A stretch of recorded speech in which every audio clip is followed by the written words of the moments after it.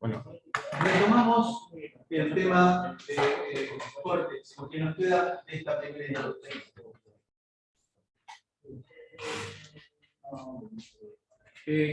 Cortex M4, habíamos dicho que es un microcontrolador parecido al Cortex M3, pero que incorpora dos cosas. A la unidad al microcontrolador propiamente dicho, al núcleo de Cortex que nos proveyó ARM, se le incorpora procesamiento digital de señales, obligatorio, significa obligatorio que está en la esencia de Cortex M4. Y también se le incorpora en forma opcional, es decir, no es obligatorio, pero hoy en día la mayoría de los Cortex M4 comerciales ya tienen la unidad de punto flotante, lo cual es ideal para poder hacer procesamiento digital de señales, teniendo en cuenta, ¿alguno de ustedes lo está siguiendo desde YouTube? ¿No?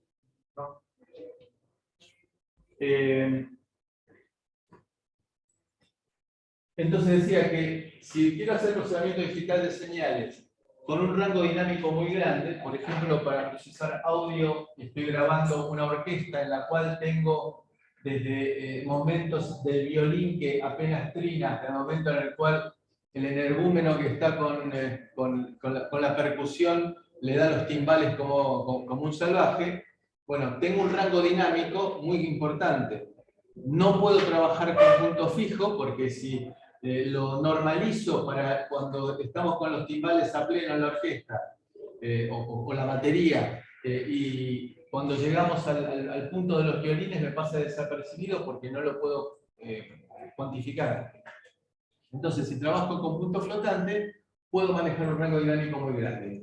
La mayor parte de los Cortex M4 de uso recomendado hoy en día tienen la unidad de punto flotante. DSP es obligatorio, punto flotante es opcional. Fue pensada para trabajar con flash en un solo ciclo, es decir, la lectura de memoria del código es de los 32 bits, se leen de un saque, sin demoras. ¿Por qué? Porque en las versiones más viejas y por razones tecnológicas, la memoria flash trabaja a menos velocidad que el procesador, por razones tecnológicas.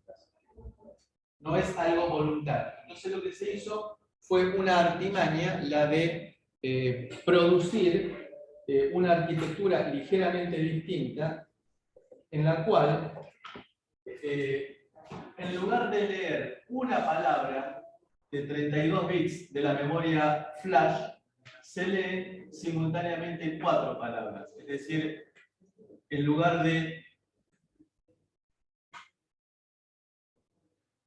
leer una palabra, leemos 4 palabras, es decir, 128 bits. Lo guardamos en un buffer interno totalmente transparente para el usuario. Cuando digo transparente, digo el usuario ni se entera. Entonces, leo, tarda un montonazo, leo 4 instrucciones y mientras voy ejecutando cada una de esas 4 instrucciones, voy leyendo otro paquete de 128 bits.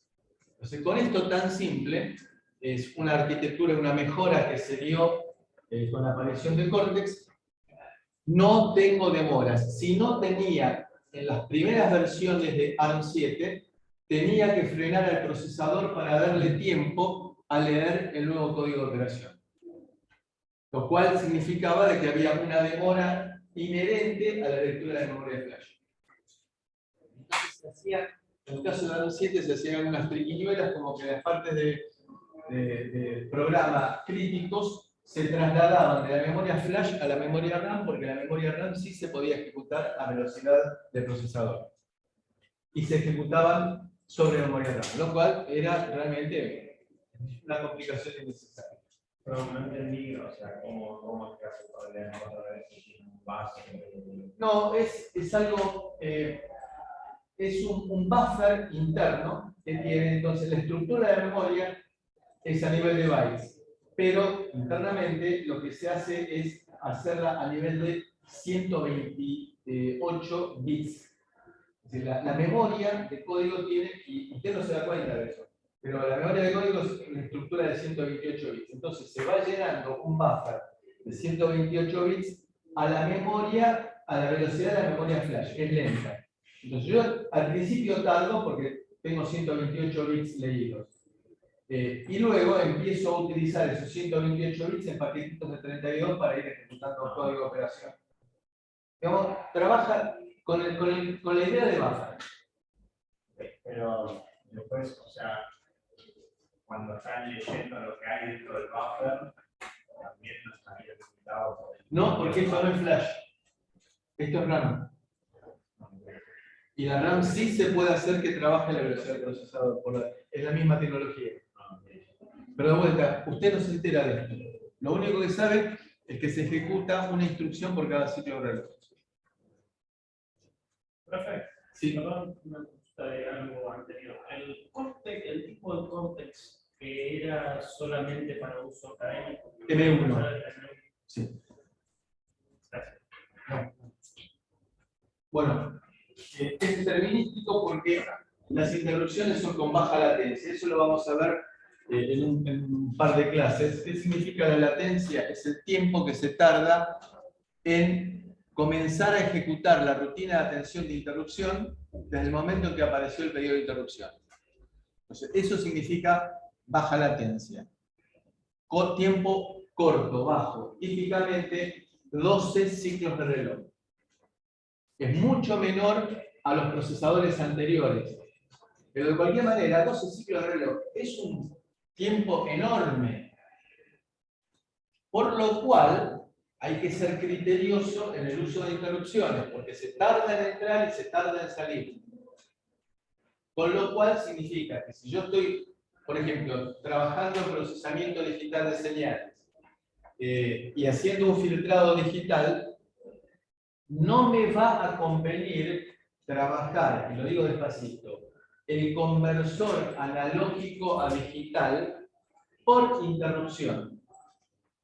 Porque si estoy muy ajustado con el tiempo, ustedes piensen que un filtro digital significa, como habíamos dicho en la clase pasada, tomar los 127 coeficientes, nada más por el MATLAB o por Octave, los 128 coeficientes, los 128 datos, y empezar a multiplicar dato 0 por coeficiente 0 más dato 1 por coeficiente 1, y así sucesivamente hasta dato 127 por coeficiente 127, y hacer todas esas sumas antes que entre un nuevo dato.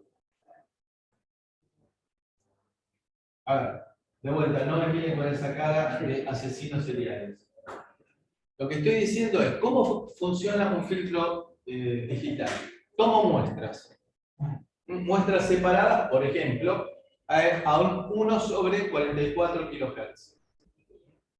El tope máximo de audio detectable por ustedes, no por los ancianos como Juan o yo, que nos baja la banda alta, la frecuencia de corte superior del oído a medida que pasan los años se va corriendo para abajo, pero típicamente 20 kHz. De acuerdo con el teorema de Shannon, tendríamos que tomar 400 kilomuestras por segundo. 40 kilómetros por segundo.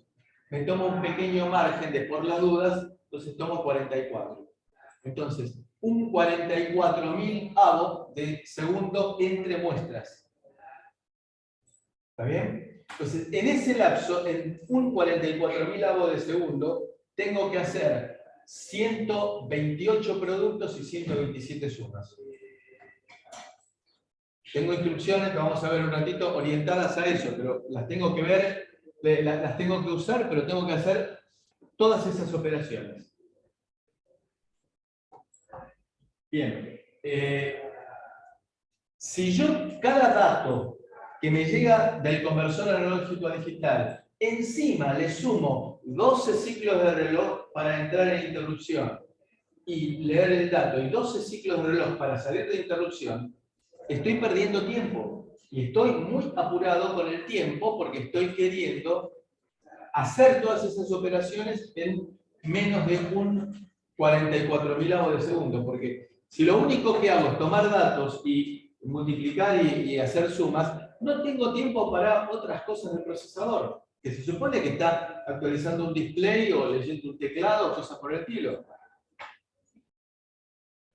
Con lo cual, entonces, me conviene, en ese caso en particular, que el procesador no intervenga en trasladar los datos del conversor analógico digital a la memoria en la cual estoy, al buffer de memoria en el cual estoy colocando los datos adquiridos. ¿Y eso cómo se llama? Acceso directo a memoria. Es algo que lo vamos a ver en detalle cuando más adelante veamos las características del procesador. Es algo, hoy en día también es algo trivial, hasta los procesadores más chicos tienen esa opción. Entonces yo le voy a decir, señor conversor analógico digital, vos trabajás por las tuyas, cuando tengas un dato, mándamelo a esta posición de memoria. Y esta posición de memoria está dada por un puntero, que guarda un dato y se incrementa automáticamente, preparándolo para el próximo dato. Cuando llega al final del buffer, se tendrá que apuntar al principio para hacer un buffer circular, y que la cosa sea redonda. Redonda en el sentido de que funcione bien, sin problema. ¿Está bien? ¿Alguna duda? ¿Y los coeficientes cuándo se calculan? Problema suyo. Si eso lo calcula, eso lo calcula en su PC, baja una tablita y la mete en la flash del micro. Es decir, eso no se calcula en tiempo real. Por eso ahí es que usa el MATLAB en la PC para calcular que usted dice, voy a hacer un filtro pasabajos con una atenuación fuera de banda de tantos dB por década, y la frecuencia de corte inferior y la frecuencia de corte superior son estas, le dice MATLAB, trabaja y me tira los coeficientes. ¿Algún comentario, Marce? Chicos, respecto a los filtros, tengan en cuenta que existen métodos matemáticos para calcularlos, métodos de escaneo, distintos tipos de ventanas sobre los que uno calcula los algoritmos, pero cuando uno llega a órdenes, uno puede aplicar desde el punto de vista académico llamar coeficientes a un filtro de segundo, tercer, cuarto orden por algún tipo de ventana, eso es realizable, pero cuando trabajamos con filtros de órdenes 30, 40, 50, 200, que son filtros digitales muy habitualmente empleados, es imposible. O sea, por ahí estamos una semana haciendo los cálculos matemáticos. Por eso es que uno siempre recurre a una herramienta del software detrás. Eso no quita que uno no tenga el concepto de cómo se calcula, pero hay una matemática detrás que se pone, digamos, muy engorroso, sobre todo cuando uno empieza una iteración. Imagínense que llega un filtro y no sé, por condición de diseño, y me dice, ay, ¿sabés que quiero 2 dB más que tengo en la nota de paso? Y ahí me dice, claro, tengo que una semana más que empezar la vuelta. Entonces, por eso es que se recurre a herramientas de software, no porque uno sea vago y no lo pueda calcular, sino porque se hacen tiempos tan largos que la herramienta de software con el cálculo computacional lo resuelve mucho más rápido. Aparte que es antieconómico que yo dedique mi tiempo a trabajar con el cálculo. En la época que yo estudié era todo cálculo a mano que había que hacerlo. Después vino como gran innovación tablas y gráficos. Y hoy en día, pero ¿para qué perder tiempo en algo que es innecesario? Yo puedo resolver un tema yendo a la biblioteca y buscándome 5 libros. Bueno, es más fácil googlearlo. Por supuesto, googlearlo significa también saber discriminar qué es lo que tomo y qué es lo que no tomo. Es decir, Google no reemplaza la biblioteca, pero es la puerta de entrada a la biblioteca. Entonces ya voy a buscar otro tipo de bibliografía con un poco más de criterio. Nos aparece también la interrupción no enmascarable, que esto es una novedad. Es una interrupción, como el nombre lo indica, no la puedo enmascarar, no la puedo deshabilitar. Y que se utiliza para situaciones catastróficas, como por ejemplo, dijimos que era el corte de energía en el cual tengo que salvar registros en una memoria no volátil. Aparece la multiplicación en un solo ciclo y división por hardware. Fíjense que no dice división por hardware en un ciclo. La división por hardware es una de las pocas instrucciones que lleva más de un ciclo. ¿Por qué? Porque el algoritmo de división es muy complejo. El de multiplicación es bastante fácil de implementar, el de división es complejo y lleva típicamente 6 o 7 ciclos de reloj. Está pensado para trabajar con datos no alineados, es decir que Datos alineados significa que los datos comienzan en una posición de memoria múltiplo de 4. ¿Por qué múltiplo de 4? Justamente también por esto que estamos mostrando aquí, la idea de que una palabra aparezca, los 4 bytes los lea simultáneamente. Es decir, si yo tengo una memoria múltiplo con dirección múltiplo de 4, esto es ahora a nivel de bytes.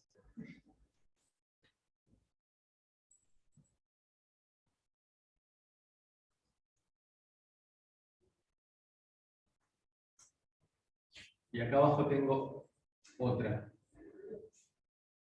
Lo que estoy diciendo es,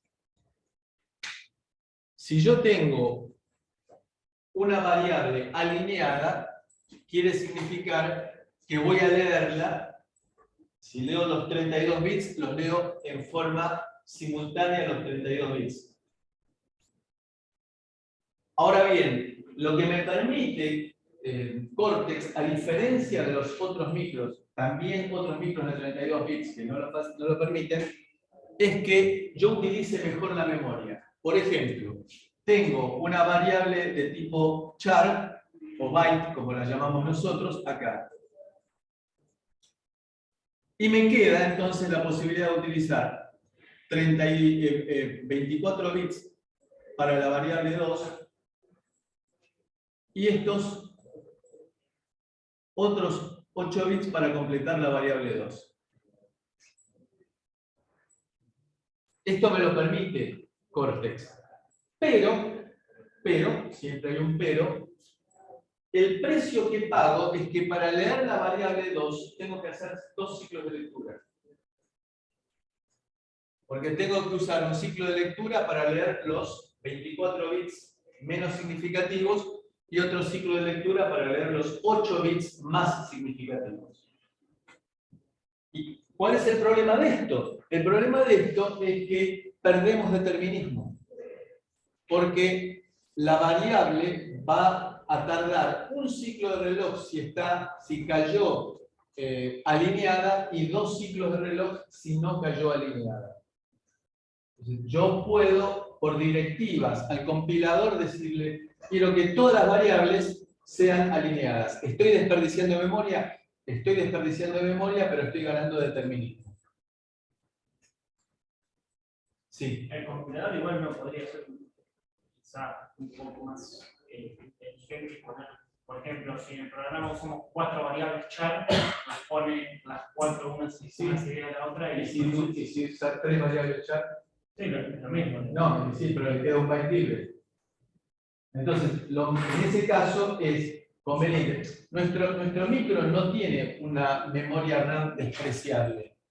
Entonces, le digo al compilador, haceme todas las variables. Si me interesa mucho el determinismo, si estoy haciendo un sistema en tiempo real y me interesa el determinismo, le digo, úsame todas las variables alineadas. Nos va a permitir también manipulación de bits. Esto significa manejar flags y manejar puertos en forma atómica. Atómica quiere significar indivisible. Es decir, que se hace en una sola instrucción, de un saque. ¿Cuál es la alternativa? La alternativa, si yo supóngase que quiero cambiar el estado de una patita del microcontrolador, trabajar en forma no atómica es leer el estado de la patita, complementarlo y escribirlo. Eso se llama read, modify and write. Nosotros lo que vamos a decir ahora es, haciéndolo en forma atómica, lo que llamamos manipulación de bits, se va a llamar bit banding, recuérdenlo para la próxima clase. Lo que vamos a decir es complementar la patita en una sola instrucción. Con lo cual, vamos a ver que tiene un montonazo de ventajas. FAM2 es la posibilidad de trabajar, esto lo habíamos hablado la clase pasada, ¿se acuerdan cuando hablamos de MP3sear instrucciones?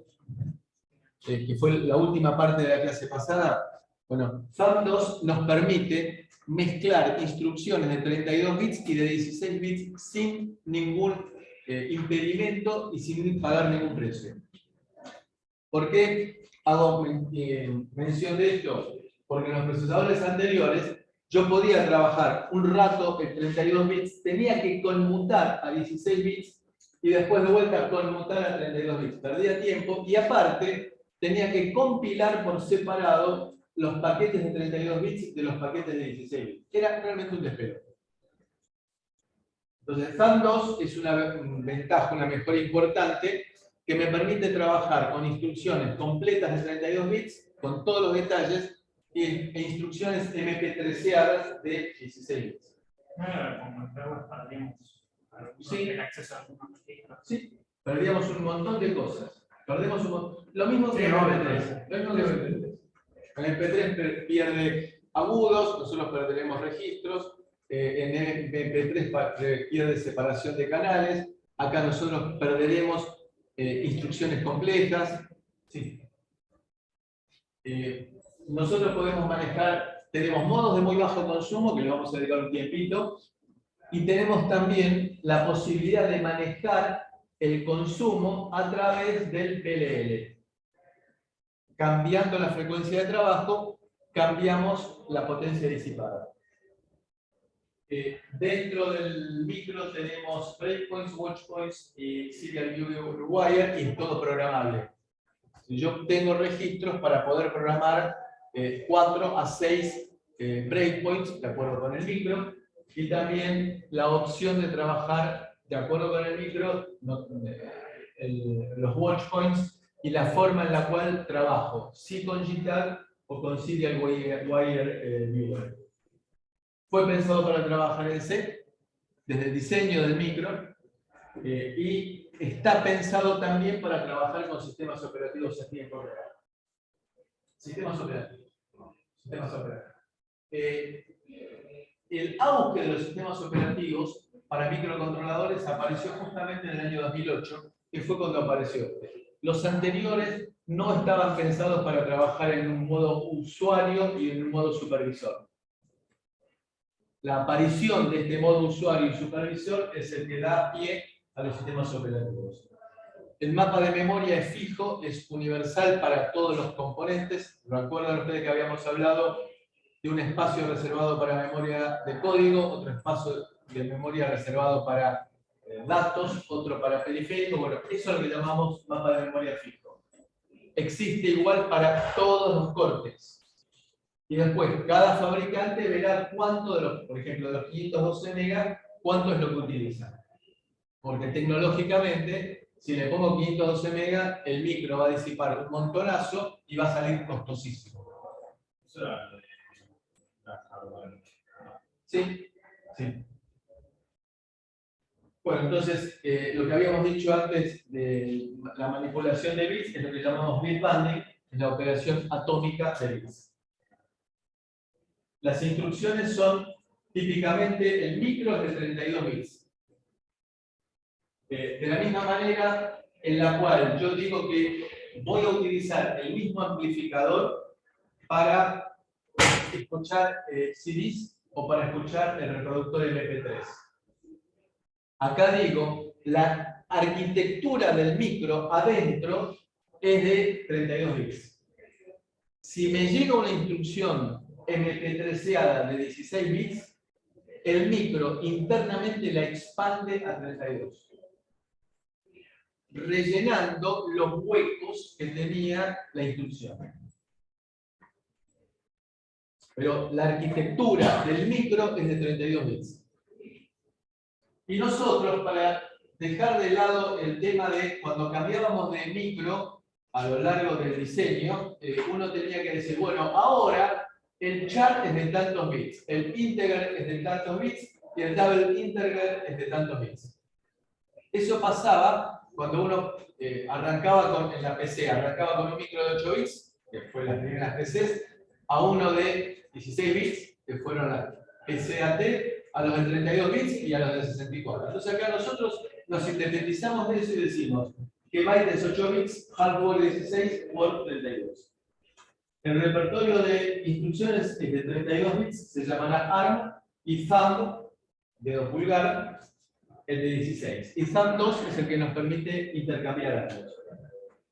Hay algunos micros, y hasta acá es lo que habíamos llegado, que nos permiten trabajar con extensión Yacel, es decir, que me permite trabajar con applets de Java.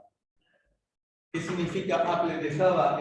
Por ejemplo, en lugar de decirme el píxel de acá arriba tiene que ser blanco, el del siguiente píxel tiene que ser negro, el siguiente píxel tiene que ser azul, lo que hago es marcarle un applet de Java, es decir, una codificación que me dibuja toda la pantalla.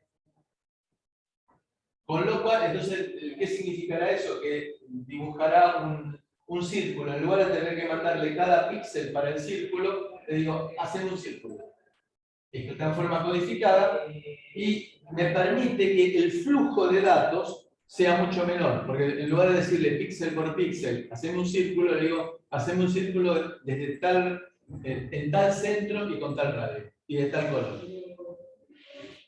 Estos micros permiten trabajar directamente con Java.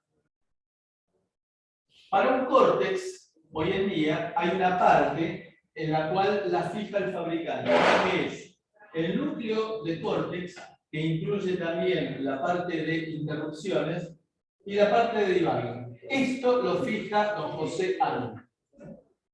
Y después, el fabricante va a definir el tamaño de memoria, los periféricos que tiene, la parte de clocking reset y la parte de entrada y salida. Y acá la parte de entrada y salida es bastante anárquica, porque hay algunos fabricantes de micros que deciden trabajar con estructura de puertos de entrada y salida de 32 bits, otros de 16 bits, otros de 8 bits.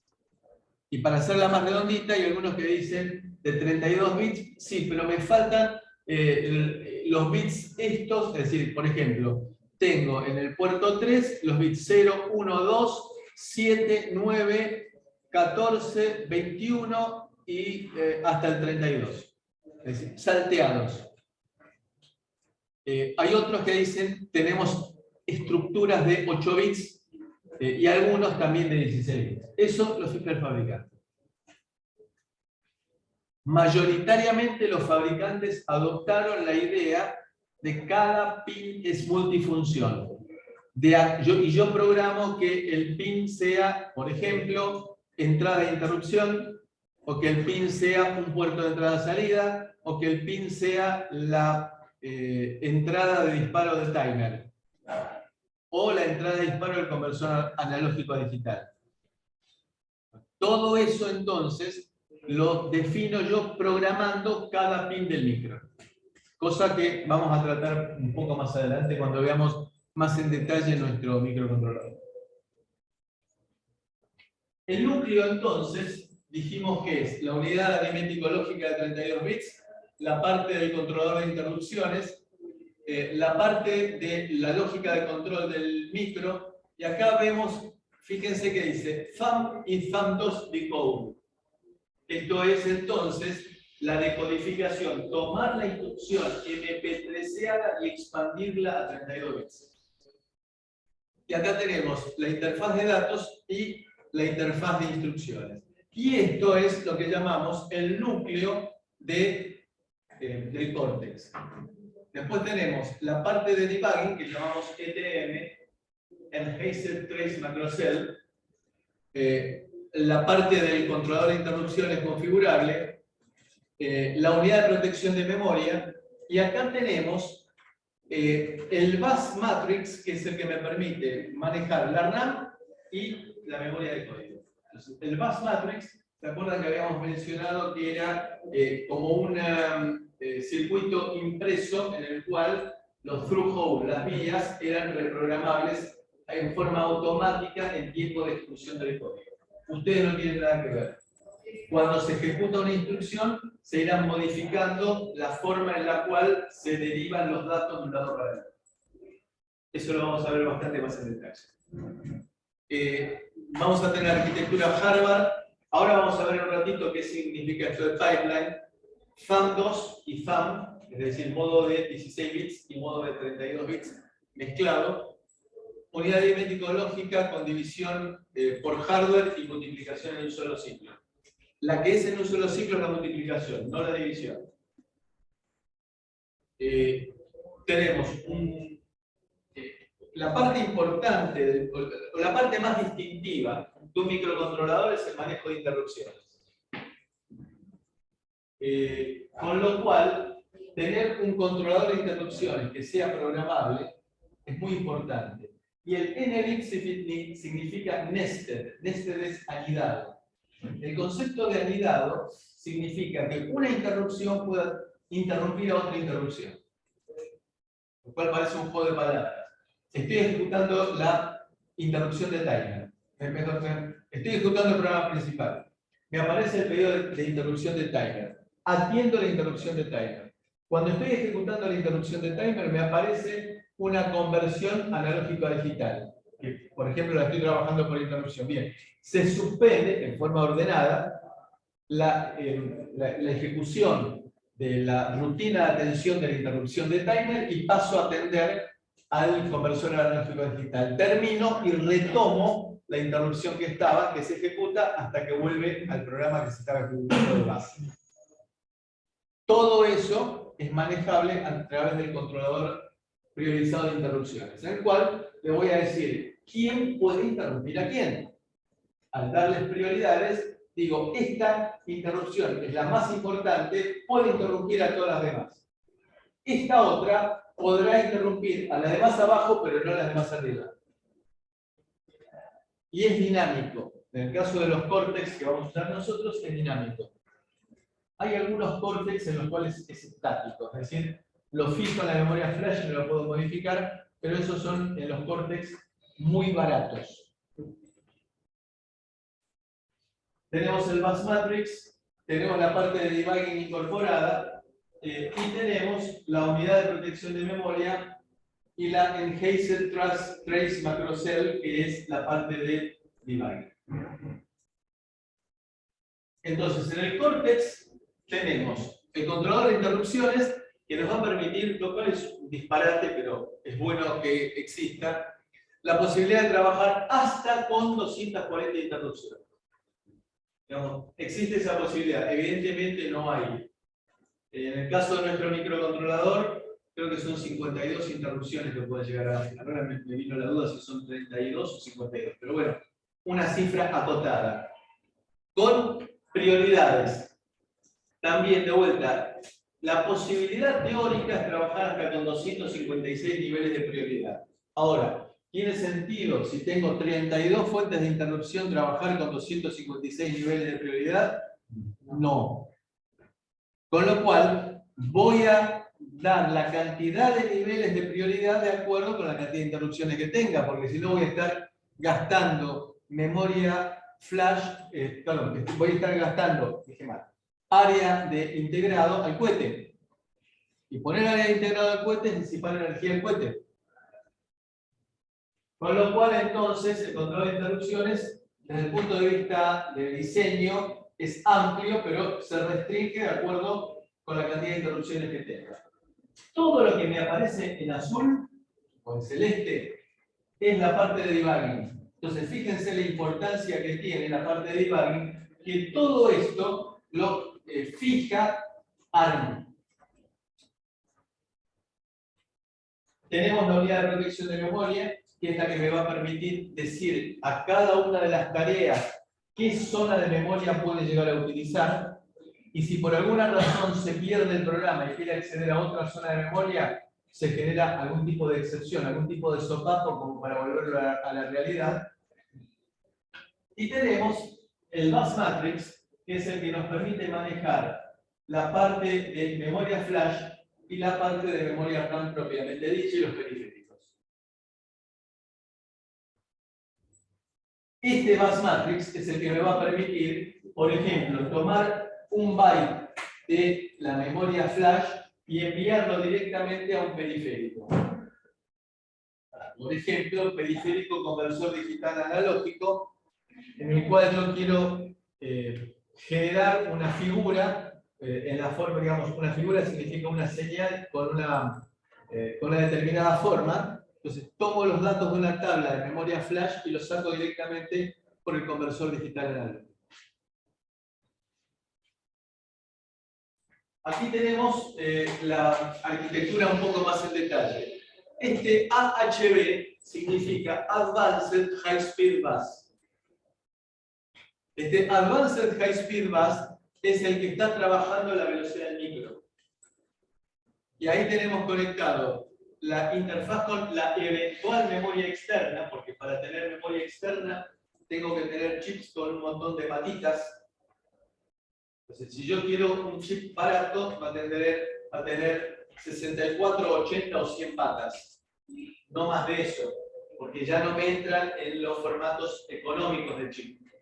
Voy a tener que trabajar con los que son de las bolitas, el Ball Grid Array. ¿Saben lo que es el Ball Grid Array? Sí.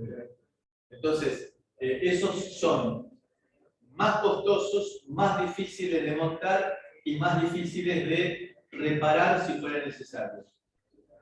Entonces, pocas patas significa que muy difícilmente vaya a tener interfaz de memoria externa. Vamos a tener entonces memoria RAM on-chip de alta velocidad, el Busmaster del acceso directo a memoria. Aquellos que tengan experiencia en PC van a saber lo que es el puente norte y el puente sur en las PCs. ¿Qué es? En las placas antiguas tenías un controlador que se llamaba el controlador de puerto norte que comunicaba lo que era el procesador en la CPU con memoria RAM y se encargaba de hacer de interfaz entre lo que era la CPU y la RAM, y tenías el puerto sur que trabaja con un puerto más de una comunicación de alta velocidad, pero después se abren varios tipos de protocolos y de comunicación diferentes para comunicar distintos periféricos, como es el controlador de puerto USB, el controlador de audio. ¿Y por qué tengo entonces ese puerto sur? Para lograr una I/O que concentre la información, producir quizás lo que es que la CPU no se tenga que encargar, no tenga que tener los pines necesarios para hacer todo ese tipo de comunicaciones. Está bien, pero ¿cuál es la característica del puente sur? Trabajar a distintas frecuencias también. Exactamente. ¿Y por qué distintas frecuencias? De vuelta, volvemos a la misma historia. Consumo. ¿Tiene sentido que trabaje un puerto serie, por ejemplo, a 9600 bits por segundo, lo que lo esté trabajando a 84 MHz? No. ¿Tiene sentido que trabaje un conversor analógico digital que me va a entregar 400 kilomuestras por segundo que lo trabaja a 84 MHz? No, porque voy a estar disipando energía al cohete. Entonces, acá nos aparece justamente este bridge, este puente, que es similar al de la PC, para trabajar. Este APB significa Advanced Peripheral Bus, no piensen otra cosa. Para manejar los periféricos de baja velocidad, que no se justifica trabajarlos a la velocidad del procesador.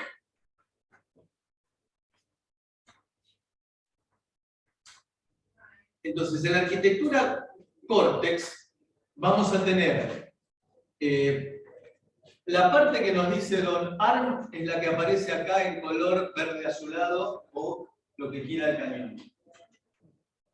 Esta parte. Esto es lo que dice ARM, que es el micro propiamente dicho, la parte de testing y debugging y la parte del controlador de interrupciones y la unidad de protección de memoria. El resto, memoria flash, memoria RAM, con sus correspondientes. Fíjense, acá nos aparece el acelerador de flash. ¿Qué es el acelerador de flash? Es esa idea de leer múltiples palabras simultáneamente para ganar tiempo. Y acá tenemos el bus matrix que trabaja a la velocidad del procesador que ahí tendremos conectado la interfaz Ethernet, ahí tendremos conectado el acceso directo a memoria, ahí tendremos conectado USB, que incorpora la interfaz física también, es decir, que yo salgo del micro directamente al conector USB sin tener que colocarle ningún traslador intermedio. Y después tenemos el APB, el Advanced Peripheral Bus, y ahí sí coloco comunicación serie, conversión analógico a digital, digital analógico, los timers, etcétera, etcétera, etcétera. Entonces, tenemos el Advanced High Speed Bus Matrix y abajo tendremos el Advanced Peripheral Bus. En el caso de nuestro 401RE, la parte central será el acelerador de memoria flash, la unidad de punto flotante, el controlador de interrupciones, la parte de debugging, incluyendo el Embedded Trace Macrocell, la unidad de protección de memoria. Y después nos aparece el APB, digamos, acorde a lo que hemos visto recién, con la interfaz del acceso directo a memoria de 16 bits. Después la parte de sistema, que esto lo fija don José ST en este caso, va a ser la fuente de alimentación, el oscilador a cristal, que permite trabajar o bien con 32 kHz, con un cristalito típico de reloj pulsera, o bien con un cristal de 4 a 26 MHz. Y multiplicar internamente a través del PLL la frecuencia de trabajo. La parte de PLL propiamente dicho, los watchdogs, los pines de entrada-salida, que de acuerdo con el modelo del 401 que se trate, podrá ser de 36, 50 u 81 pines, muchos de ellos compartidos en funciones. Vamos a verlo en detalle. Tenemos la posibilidad de hacer un CRC para garantizar la identidad de la memoria y un número de identificación del chip de 96 bits.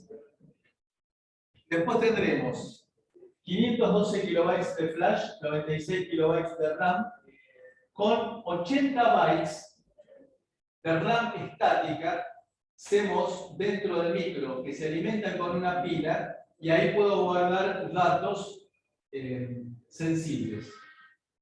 ¿Qué significa guardar datos sensibles? Por ejemplo, un mecanismo de protección contra copia es guardar en esa memoria, en el momento que lo fabrico, guardo en esa memoria RAM datos. Por ejemplo, UTN-FRBA 401. ¿Está bien? Lo escribo en la memoria RAM. Como tiene una pila, no se borra. Entonces, alguien consiguió duplicarme la memoria flash. En el programa que yo escribí, en algún momento voy y me fijo si en la memoria RAM, esa interna, tengo UTN-FRBA4R01. Si está, significa que es original. Si no está, significa que es una copia. Es uno de los usos posibles. Eso lo hicimos con un colega hace muchos años en un proyecto, y era en un sistema de lectura de cheques, y era muy divertido porque sabíamos que había un empleado infiel que cada mejora que se hacía en la empresa del firmware lo vendía a los que se encargaban de hacer service truchos. El mercado bancario maneja muchísima plata, y que cuando se detectaba que era una copia inválida, empezaba a hacer sonar una chicharra que tenía, que era terrible, en forma permanente, y alargar papel en la impresora de papel en forma permanente también. Nunca supimos de los casos en los cuales había sucedido, pero que hubiera pagado por ver la cara del tipo que veía en el momento que la máquina le quedaba inutilizada. En fin, bueno, ese es uno de los usos que se le puede dar. También para guardar datos importantes, por ejemplo, algún contador importante, alguna cosa que quiero mantener aun cuando se corte la energía eléctrica. Lo único que está respaldado por la pila o el supercapacitor que coloquemos van a ser estos 80 bytes de datos más el reloj de tiempo real. Después tenemos conectividad, 3 I²C, 3 usar, es decir, comunicación serie, una pensada para trabajar con control de módem, con las líneas de control de módem, cosa que vamos a ver más adelante, en el segundo cuatrimestre. Otra pensada para trabajar con RS485, más eventualmente usarla para control remoto infrarrojo. 4 SPI incluyendo I²S. I²S es una comunicación serie que creó Philips para la parte de audio. Entonces yo voy a tener un códec, codificador de codificador, que va a incluir, por ejemplo, el conversor analógico a digital, el cual yo lo programo para que me adquiera los datos y me los mande por I²S. Así que estoy permitiendo que el microcontrolador se dedique a otra cosa. Y el códec se va a encargar de convertir los datos, van a llegar y se van a guardar, por ejemplo, en memoria directamente, por acceso directo a memoria, para que después los tome para hacer el filtrado digital. Y los saco también por I²S hacia el mismo códec, codificador, decodificador. Codificador significa que recibe señal analógica y me la codifica en digital. Decodificador significa que le envío información digital y que me la convierte en analógica. I²S entonces me permite tomar información analógica y generar información analógica. Y después tenemos dos USB OTG, Full Speed. OTG significa On the Go. Es una de las 3 opciones que tiene USB, que también lo vamos a ver como último capítulo del año. Full Speed significa la velocidad a la cual puede llegar a trabajar. No es USB 3.0 precisamente.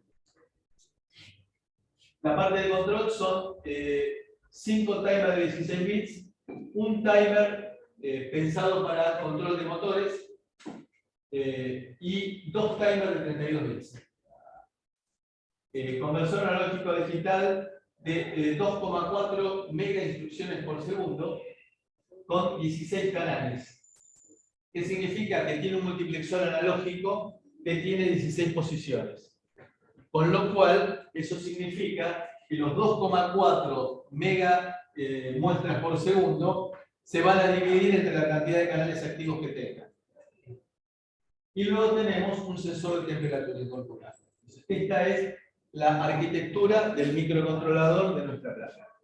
Sí. ¿El sensor de temperatura es similar a las cuplas? No. El sensor de temperatura está pensado para medir la temperatura del micro. Los registros son 16 registros de 32 bits. Uno de los cuales aparece doble, que es el stack pointer. Recordemos lo que dijimos hace unos minutos, que este microcontrolador fue el primero pensado para trabajar con sistemas operativos. Y dijimos que la característica distintiva era que tenía un modo de trabajo supervisor y otro usuario. Entonces tendremos un stack pointer para el supervisor, para el sistema operativo, y otro stack pointer para los usuarios. Separados. Y que está activo uno solo por vez. Y de uno no puedo acceder al otro. Es decir, no puedo destruir al otro aunque quisiera. De los 16 registros vamos a tener 3 de funciones específicas. El stack pointer, el link register y el contador de programa. El contador de programa no merece aclaración. Es el que está apuntando a la próxima instrucción. El R14, que es el link register, es la forma que tuvieron para implementar los llamados a subrutina. Como dijimos que es arquitectura RISC, no tienen el repertorio de instrucciones amplio de la arquitectura CISC. Entonces, en lugar de tener una instrucción call, como tengo en cualquier micro de las PCs, tengo una instrucción que se llama branch and link. Branch and link significa ramificar. Y link significa pasar a ejecutar la dirección que te viene a continuación, pasar a ejecutar la instrucción que se encuentra apuntada por la dirección que viene a continuación y guardar el puntero de la próxima instrucción en el link register, en el registro 14. De manera que si acá tengo la dirección subroot, en el programa, en subroot, tendré lo que sea y finalmente terminará diciendo move pc link register. Es decir, cuando yo puse branch and link, me copió en el link register, al ejecutar esa instrucción, me copió en el link register la dirección de la próxima instrucción. Entonces, la forma de retornar, esto sería equivalente a decir retorno de subrutina. Copiar el link register sobre el contador de programa. Recuerden que habíamos dicho que todos los registros cumplen y tienen las mismas atribuciones sin ningún impedimento. Así que puedo cargar de esa manera el contador de programa y volver a ejecutar el programa principal. Estos son los registros que están disponibles siempre, es decir, aún en el modo MP13. Porque cuando dijimos nosotros que ahorrábamos en instrucciones, una de las cosas que se ahorraban era sacar un bit en el campo en el cual se colocaba el registro destino y el registro fuente. Entonces, al sacarle el bit más significativo, en lugar de poder elegir entre 16 registros, tenía que elegir entre 8 registros. Por eso estos son los registros que están siempre disponibles, del R0 al R7. Si estoy trabajando en el modo de 32 bits, puedo utilizar los 16 registros. Sí. Si yo dentro de una subrutina hago un salto de la subrutina. Problema suyo. No lo dije por mi hora, en serio. Pero usted tiene que encargarse de salvar la primera dirección de retorno. Ya, pero la nueva se guarda en el stack pointer o No, se guarda en el link register. Pero el link register no guarda la dirección. Pero por eso digo que es problema suyo. Usted tiene que guardar el primer contenido del link register si le va a escribir otra. No se compilado el poner. Sí. Pero, o sea, yo hice el primer salto, guardé la dirección donde estaba. Ahora otro salto. Antes de hacer el nuevo salto, tiene que la dirección que tenía en el R14 guardar en una posición de memoria, por ejemplo. Ahí. Pero el problema es suyo. Ahí. Y el stack point, yo pensé que esas cosas se guardaban en el stack point, la dirección de donde yo estaba, donde yo tenía que retornar, y por eso también se producía el tema. O sea, se llenaba el stack, podía utilizar el. Eso es para las interrupciones.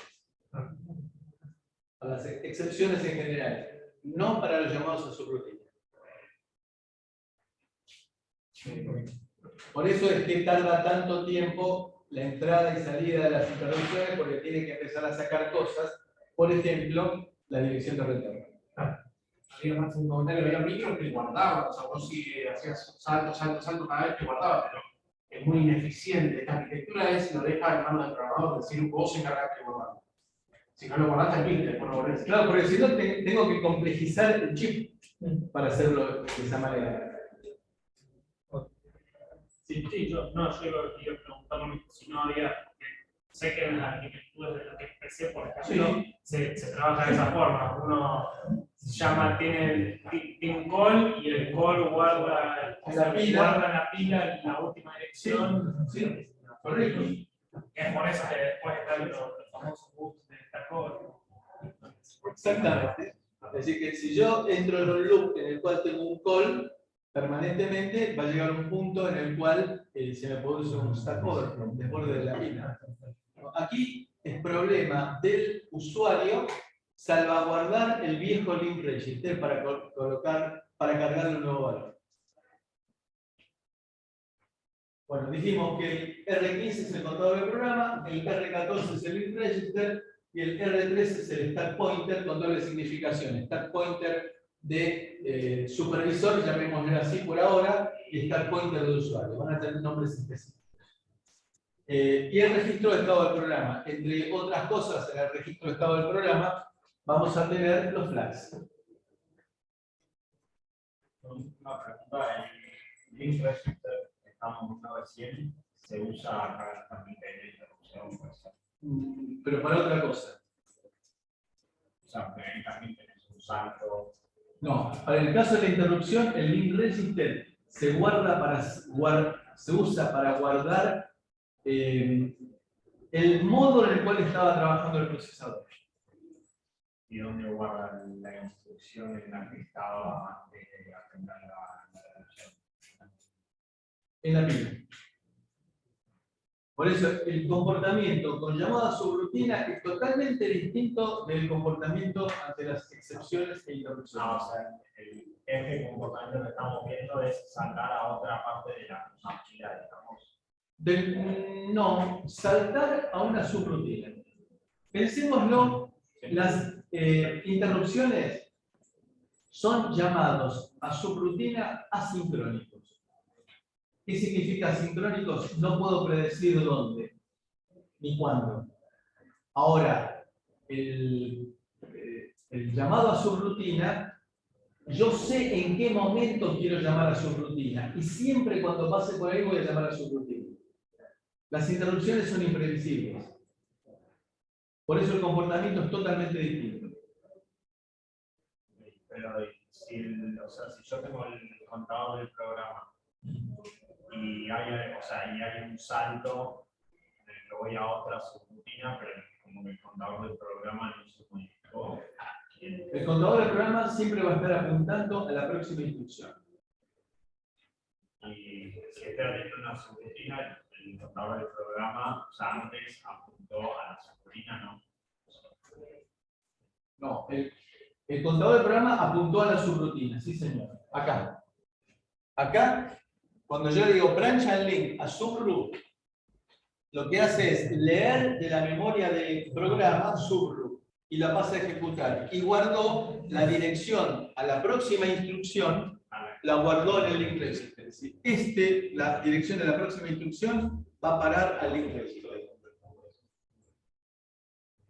No, pero no entiendo si vos ya tenías todo el programa guardado, porque no estaba, digamos, en la memoria, estaba el programa en la memoria flash, digamos, ya estaba que haga una rutina y después que esté la siguiente instrucción porque hay que hacer todo esto. ¿Y cómo haría si no? No, ojo, lo pregunto con honestidad, porque para mí es muy obvio, también de muchos años de contarlo, de que tengo, de alguna manera, si salto una subrutina a otro lugar del programa, tengo que guardar a donde tengo que volver. Pero no está, no está ya guardado todas las direcciones, todas las instrucciones, digamos, del programa. Ahora, por ejemplo, ¿estamos de acuerdo que si yo le pongo branch and link a subroot, paso a ejecutar el código subroot? Sí. ¿Y cómo sé a dónde tengo que volver? Y con las otras instrucciones que no sean una subrutina, también no lee la dirección. No, pero ojo, cuando estoy ejecutando el programa, se supone que el programa tiene todas las instrucciones una a continuación de la otra. Y acá lo que estoy haciendo justamente es un branch, es decir, estoy haciendo una disrupción. Claro, sí. ¿Está bien? Bueno, y los de abajo son registros vinculados con las prioridades de interrupción. Eso lo vamos a ver cuando veamos interrupción. Ya, para terminar, e irnos a tomar un merecido café. Las instrucciones dijimos que pueden ser de 32 bits o de 16 bits. Nos da esa opción, las instrucciones MP13A. FAM2 incorpora las instrucciones de 32 bits con las instrucciones de 16 bits. En el caso de ARM, los viejos, lo que tenía que hacer es un archivo con todas las instrucciones de 16 bits, otro archivo con las instrucciones de 32 bits. Se compilaban por separado, se linkeaban, y en tiempo de ejecución ejecutaba las instrucciones de, por ejemplo, 16 bits, se producía después, estaba ejecutando código de 32 bits, código de 16 bits, que se generaban en archivos distintos, y después tenía una conmutación por medio de una instrucción del modo 32 al modo 16. Y viceversa, con lo cual perdía tiempo. Y aparte, el hecho de estar trabajando con dos archivos distintos para compilar era un despelote. En el caso de FAM2, lo que hace es mezclar instrucciones de 16 y 32 bits. El micro se da cuenta si la instrucción es de 16 o de 32, porque son códigos de operación distintos, empiezan distintos. Y con lo cual, mejoro notablemente la eficiencia y lo que logro es, acá tenemos una instrucción de 16 bits que internamente el micro la expande a 32 bits, rellenando los espacios, por ejemplo, de, si teníamos un registro en el modo 16 bits, era un registro de 0 a 7. Bueno, me complementa al expandir los bits que faltaban dentro del código de operación de 16 bits. Me lo expande criteriosamente a 32 bits. El micro internamente procesa 32 bits. Sí. ¿El proceso de esa expansión también demora un tiempo? No. Es bastante simple. Es agarrar pedacitos y copiarlo a la dirección. No, lo hacen. Y este es el resumen. Entonces, en FAM2 tenemos instrucciones de 32 bits, instrucción de 16, instrucción de 32, instrucción de 16. Sin perder nada. Sí. La razón por la que se quiere que haya instrucciones de 16 bits es para poder leer dos instrucciones de un ciclo. En realidad se leen todas las Para duplicar el tamaño de la memoria flash.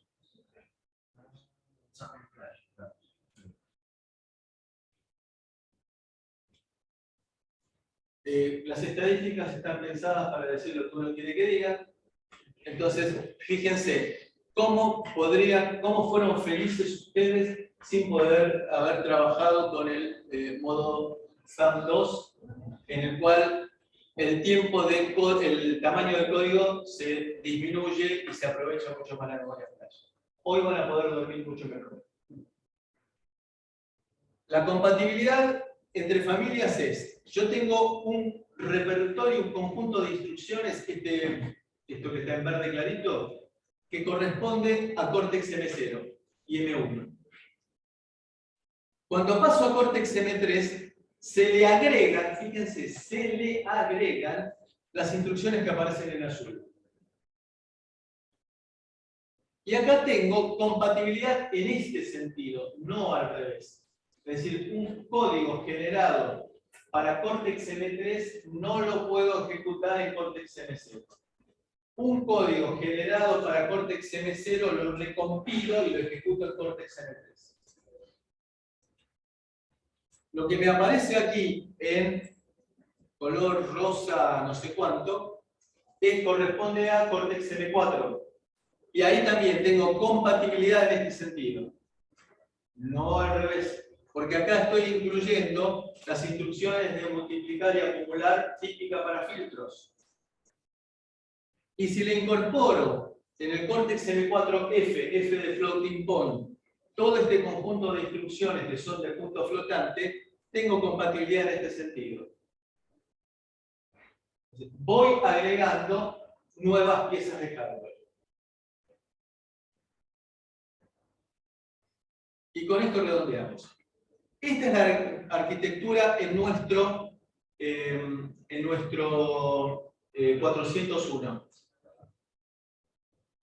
En la cual tenemos el bus matrix, y que acá está bastante claro que tenemos, fíjense, el Advanced High Speed Bus Peripheral 1 y el Advanced High Speed Bus Peripheral 2. Es decir, acá tengo un conjunto de periféricos y acá tengo otro conjunto de periféricos. Y que yo puedo decir, por ejemplo, que el conversor analógico a digital a través del bus matrix vaya a parar a la memoria RAM. Directamente. O eventualmente le puedo decir que los datos de un periférico me vayan a parar a otro periférico. Eso era para... Claro. El procesador, cuando toma datos y los escribe, pierde tiempo en el cohete. Y acá tengo entonces el Cortex M4 y los dos controladores de acceso directo a memoria. Para una punta, igual cuando haces lo del acceso directo a memoria, es como que dejas fijo, digamos, en la dirección que va a tomar, no sé, por ejemplo, con el ADC. Hasta que vos no cambies el programa, todo lo que el ADC lea solamente lo va a dejar en un lugar de memoria y no lo va a cambiar. ¿No? ¿Qué significa no lo puedo cambiar?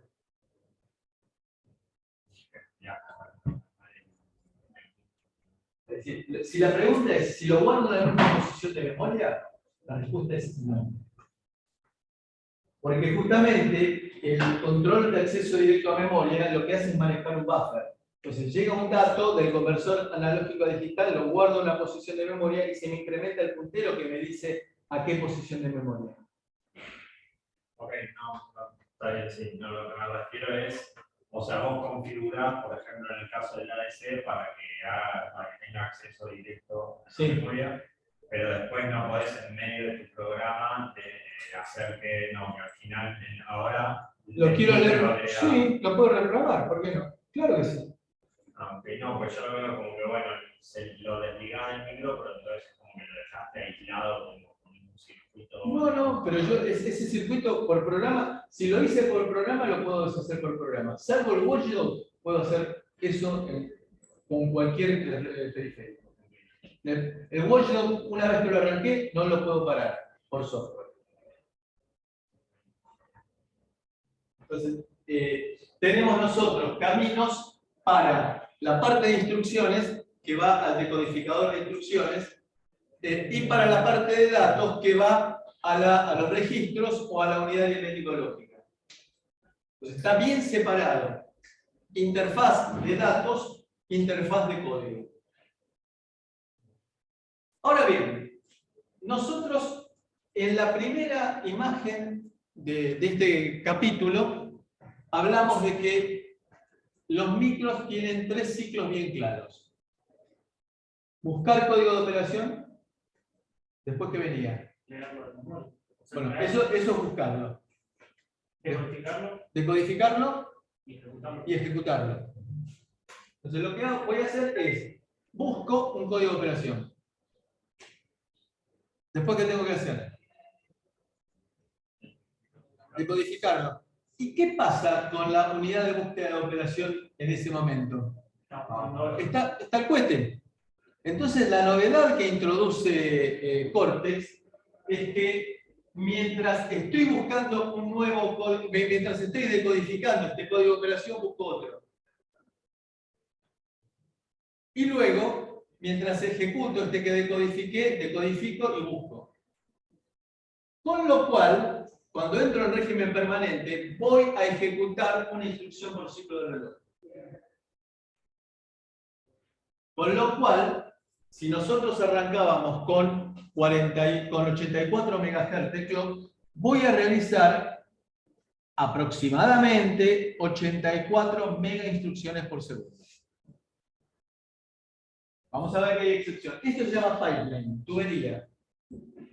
¿La idea cuál es? Un poliducto que me une Bahía Blanca con La Plata, por ejemplo, ¿no? Entonces le dicen, che, mandame petróleo crudo. Manda petróleo crudo. Mientras está viajando petróleo crudo, le digo, bueno, mandame, te trajiste del puerto, gasoil. Entonces, mientras está viajando el petróleo crudo, atrás viene el gasoil. Y después le pide que le mande nafta premium. Entonces, si yo saco una foto del poliducto, tengo petróleo crudo, gasoil y nafta premium. Es decir, es un poliducto, eso es una tubería, pipeline. Esta es la misma idea.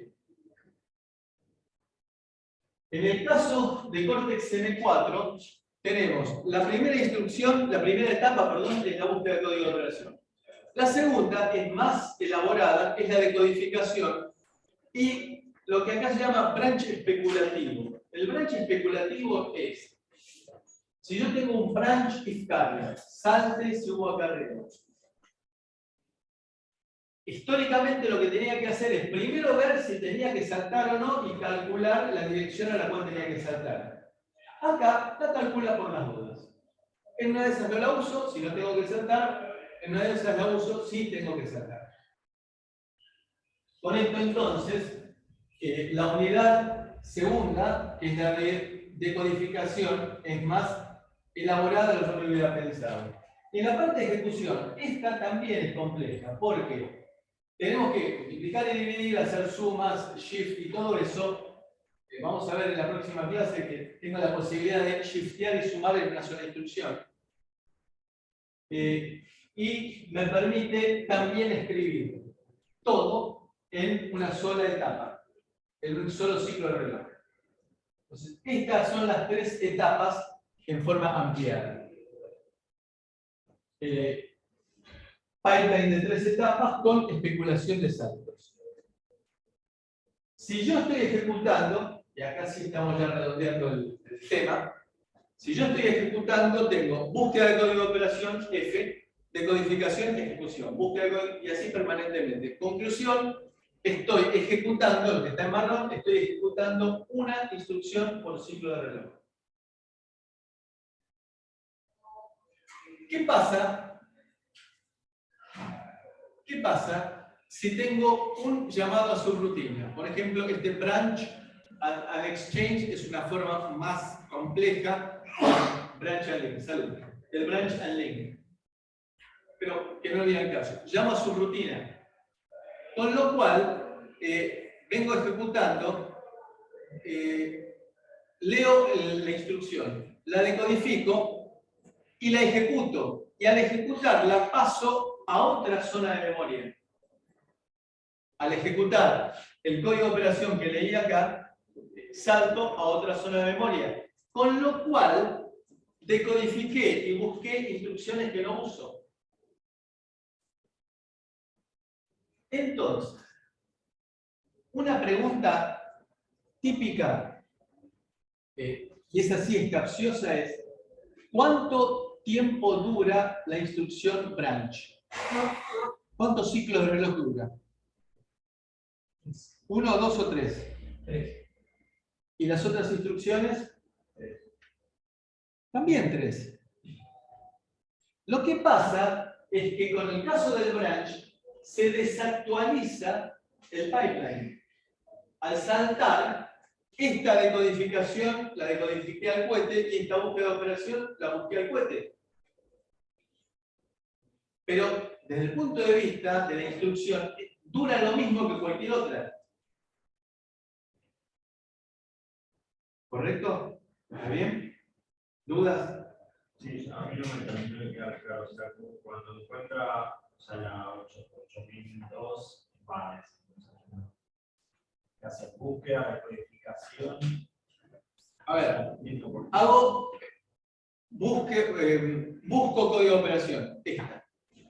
Es un branch and exchange. Acá la decodifico. Acá. En el segundo, mientras busco esta, decodifico la anterior. Y acá la ejecuto. Al ejecutarla salto.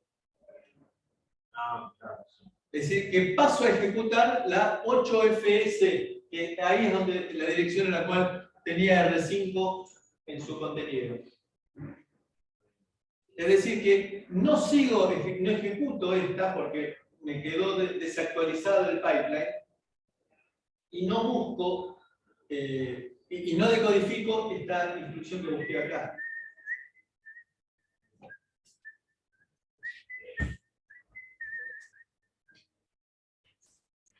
O sea, la ejecuta, o sea, más tarde tiene que volver a buscar la que iba.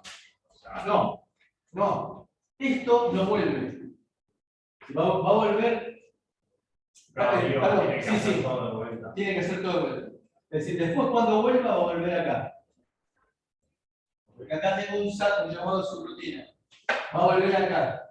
Y ahí nuevamente tenés. Tiene que empezar con todo el proceso nuevamente. Pero para volver al programa principal, de vuelta, tardás 3 ciclos más porque todo lo que estaba haciendo antes. Claro, claro.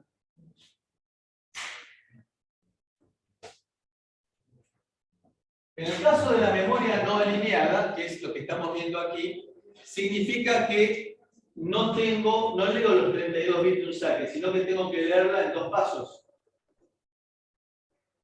Porque no tengo los 32 bits alineados en una dirección múltiplo de 4.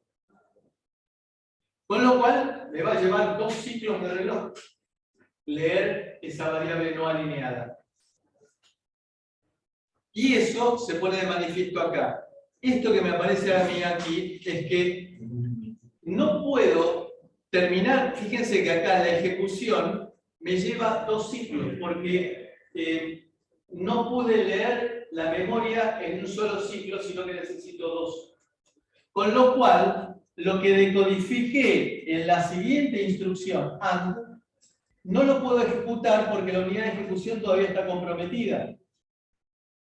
Y se agrega lo que se llama el estado S, el estado stall. Stall significa frenado.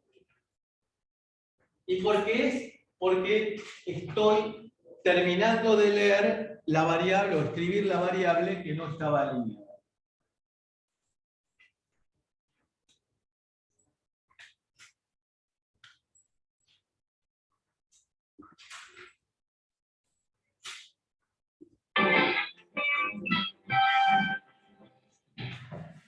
¿Listo? ¿Preguntas? Bien. Nos merecemos un café.